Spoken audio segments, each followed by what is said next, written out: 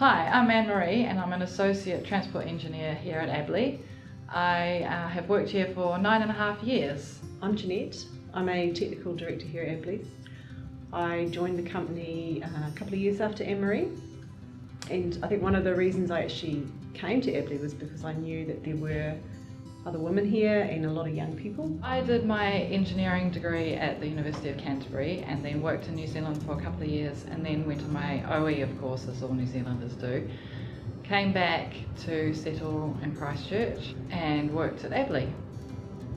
A few years after that I had a child and took a year off, and it was really up to me to decide when to come back and how much to come back for, and in my situation I came back full-time to really kickstart my career again, and then went back into part-time so that I could juggle home life with work life.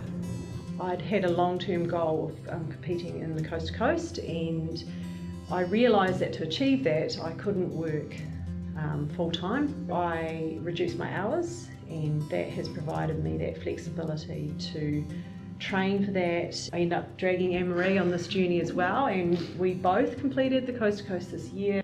Yeah, the flexibility I think is a really unique part of being at Abley's.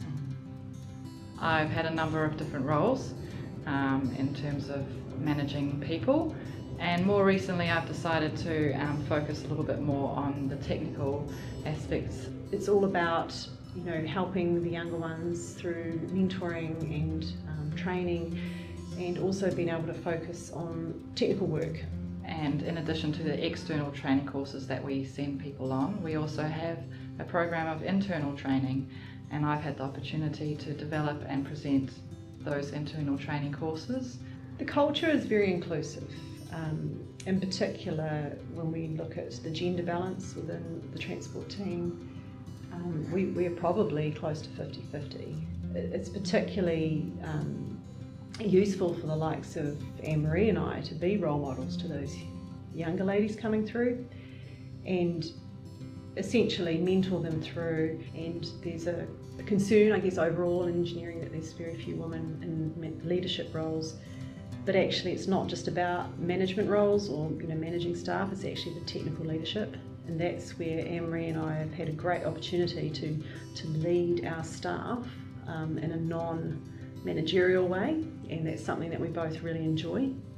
And just recently Anne-Marie's had the opportunity to be on the governing board of the company.